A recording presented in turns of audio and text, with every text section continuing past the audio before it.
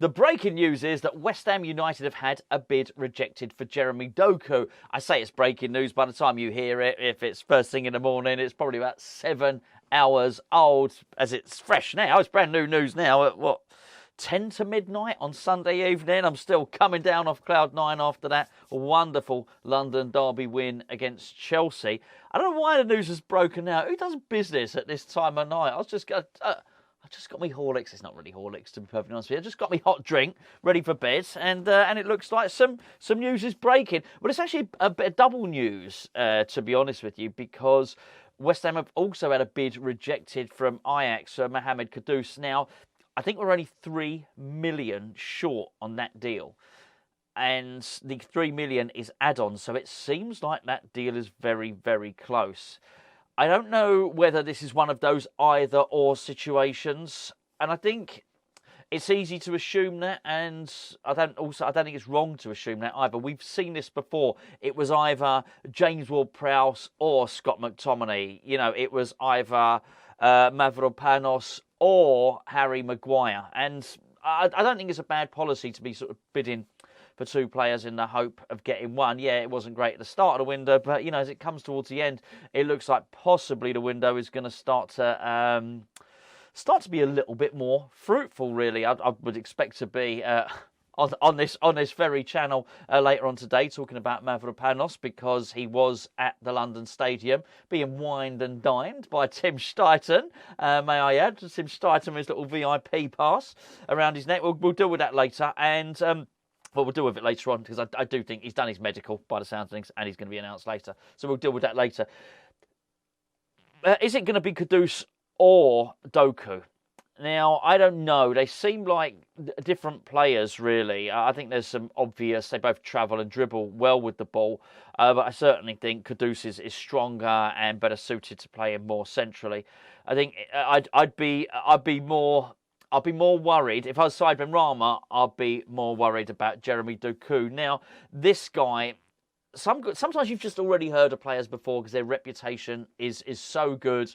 As many of you know, I read something called 442, and at the start of every season, they list the up-and-coming young players who are going to break through. I've been reading this thing for so long. I remember years ago when Vincent Kompany was a 17-year-old, and he was being tipped for the very, very top. How'd you like that? So, and I was reading it before that, actually. I've got some seriously old back copies of 442, but although we obviously, more recent times, read it online. But I remember reading about this kid, I don't know, seems like a long time ago now, maybe 3-4 years ago when he was 17. He's 21 now. He was meant to be the brightest young property in Belgian football, and that's no mean feat, certainly. Belgium produce a lot of highly talented and highly technical footballers, and this guy is no different. He's currently at Stade Rennais. I think before that he was at Antwerp, and really, really good player. Fast, full of tricks, but the reason that a lot of people have not totally bought into this transfer is because Manchester City are also meant to be interested in this guy. I've got to be honest with you, though. I think we are in with a serious chance, and I'm not convinced that Man City are honestly really in for him. Hey, what do I know? But if you want to know all about the latest West Ham transfer news, if you want to be all over these latest news stories as they break, then you can do a lot worse than download the OneFootball app, which you can now download by clicking that link below or using that QR code that's up in the corner there. The OneFootball app is the best place to keep up to date with the West Ham news, because at the point where you download this wonderful free app, it asks you which team you wish to follow. Who do you support? You say West Ham. It asks you if you have a national team, if there's any other competitions you want to follow, and what it will do is it will gather all the informations that pertain precisely to what you want to know. It discounts and discards everything you don't want. For me, it just bundles up all the West Ham news from all the newspapers and all the websites, bungs it into one place and delivers it to my phone. It really is a fantastic app. Please use the link below if you're going to download it. If you don't like it, just uninstall it, but they'll know you've come from Hammer's Chat. Now, Jérémy Doku has been rumoured to be wanted by Manchester City. I've got to be honest, as I say, I'm not so sure. I'm not so sure. The more I look at him, I'm not sure he's perfectly suited to Pep Guardiola. I really don't.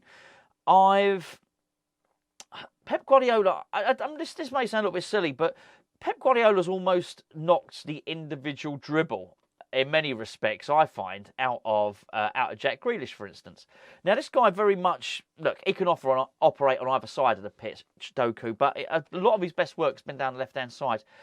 They're pretty well stacked down that left-hand side, it has to be said. And what this guy does do is travel with the ball and travel with the ball at pace. If anything, he's a little bit greedy, truth be known. I'm not sure this is the guy to supply the armour to Erling Haaland. Famous last words. You can come back and laugh at me, by the way, if in a year's time he's playing for Manchester City and he's a top assist getter for Erling Haaland. But I looked at it. You know what? Some players, you just see them and you think, yeah, okay, Manchester City player. Bernardo Silva's just signed a contract extension. He really is a Manchester City player. Just some of them look like it. Very technical, low centre of gravity, pass and move.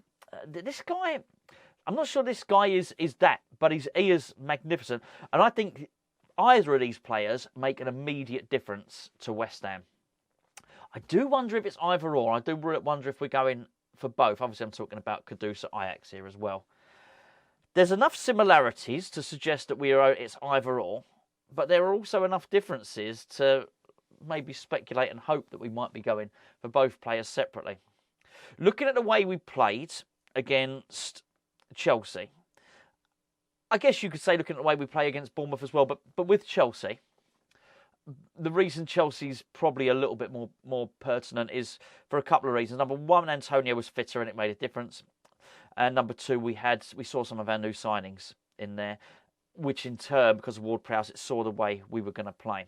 The one thing I think which is stopping, I know I've said it 1,000 times, but the one thing that I feel is stopping West Ham from becoming a truly difficult team to play against as a counter-attacking team has been that outright pace in attack. Both these guys bring that, particularly Jérémy Doku brings this in abundance. I mentioned in the video yesterday that throw that Areola did. It just set a really, really good attack for West Ham. And I'm aware Areola made a mistake during the game and he kicked the ball out into touch. But he will take the risks and he will try and deliver the ball early. And this is one of the reasons I was always wondered why Moyes stuck with Fabianski. Whilst I would agree that Fabianski, as a shot stopper was really good, he would take so long on the ball, which I think is absolutely fine if you're going to play out patiently from the back. But that's not what David Moyes wants to do. He wants to counter-attack quickly. This guy is very, very suited to that. And if you're going to have somebody like Areola in goal, somebody like a Gerd, he won't be playing in the next game, of course.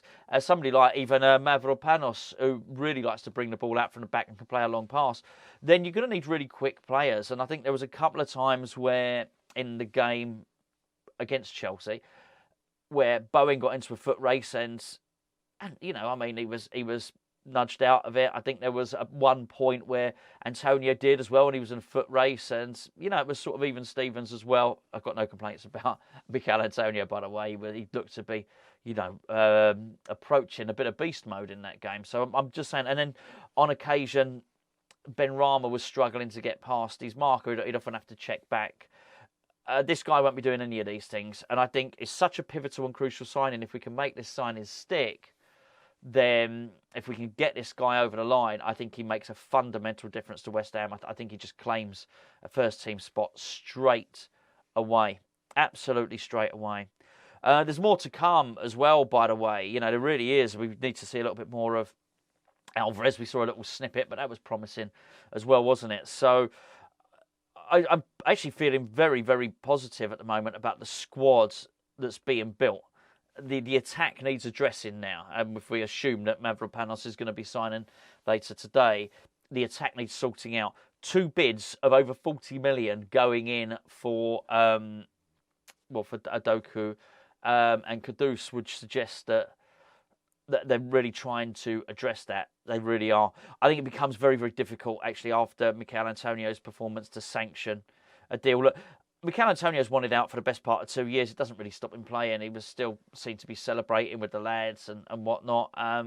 Maybe he doesn't want out quite as much as the press would have us believe. You never know unless you talk to the player. And I think the thing is that's the problem with Antonio, isn't it? it's not he's spoken to the press. He's alluded to it himself in his words on a podcast that he does.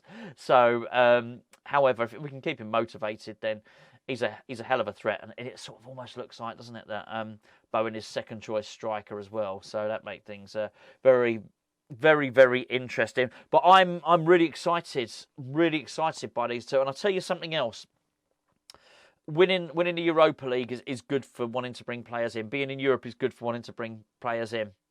But if they take one look at the league table and they see what's going on at West Ham as well, and they see that we're not down the bottom, I think that really helps. If they take a quick look and see that we've just beaten Chelsea again, I think that really, really helps. And I think it's just, maybe it helps get these deals over the line. Honestly, I'd be absolutely buzzing if we got this guy. He's completely electric. You can probably hear I'm quite excited about it because, as I say, I've got to say, I didn't know about Kudus before we were linked with him. Didn't know about him. This guy, as I say, I'd heard this guy. I remember when he was a 17-year-old, he was the future, meant to be the future of European football, and it's not like he's flopped. His career is on an upward trajectory. Anyway. There you go. Hopefully we'll be back later on. Well, we will be back later on with the news of Mavropanos because he's passed his medical and everything's agreed. So we're just waiting for him to be photographed holding up the shirt. Wouldn't surprise me at all if all those photographs are done directly after the Chelsea game and it's all wrapped up and just ready to be announced at some point this morning. Would not surprise me at all. So I'm sure we'll see you quite shortly. What I'd really love is for that notification on my phone to go and for it to say, West Ham reached an agreement with Stade Rennes or with Ajax. One of those two would be really nice at some point today to know that one of those absolute live wires was coming in because I think they'd absolutely transform the team.